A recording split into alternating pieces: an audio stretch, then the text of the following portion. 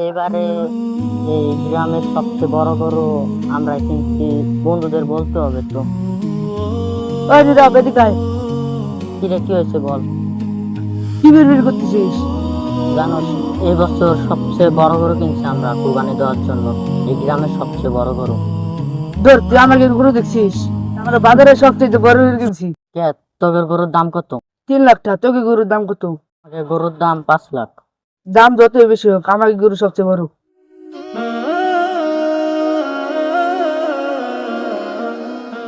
ভাই, তোমরা কি নিয়ে আলোচনা করতেছো?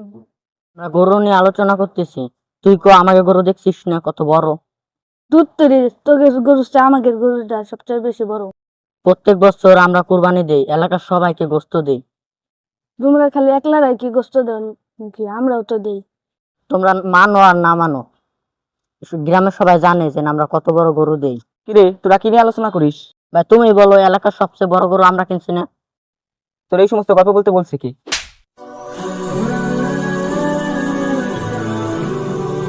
ভাই, তুমি আমারে মারলা।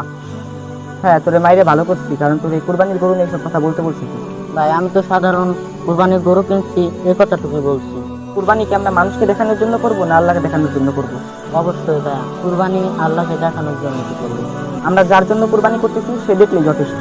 তুমি কি জানো না যে এইসব কথা বলে বেড়াইলে আল্লাহ তাআলা কুরবানি কবুল করেন না? ভাই সত্যি কথাই বলছেন, আমরা যদি মানুষকে এইভাবে বলে বেড়াই তাহলে আমাদের কুরবানি আল্লাহর কাছে কবুল হবে না। হ্যাঁ, এখন তুমি বুঝছো কুরবানির বিষয় কাউকে বলতে হয় না। হ্যাঁ ভাই, ঠিক বলেছেন।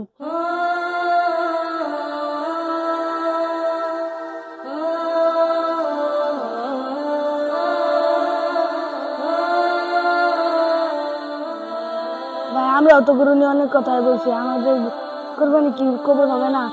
তোমরা শোনো, আল্লাহ তাআলার কাছে রক্ত মাংস কিছুই পৌঁছায় না, শুধুমাত্র পৌঁছায় দিলের তাকওয়া। আমাদের উচিত হলো কারো কাছে কিছু না বলা, কারণ আমরা যার জন্য কুরবানি করতেছি সে দেখলেই হয়েছে। আজ থেকে আমরা এইসব কথা কারো কাছে বলবো না। হ্যাঁ ভাই, ঠিক বলেছেন। এই ব্যাপারে আর আমরা কাউকে বলবো না। চলো আমরা কুরবানির দিন পর্যন্ত অপেক্ষা করি, যাতে আল্লাহ তাআলা আমাদের কুরবানি কবুল করে।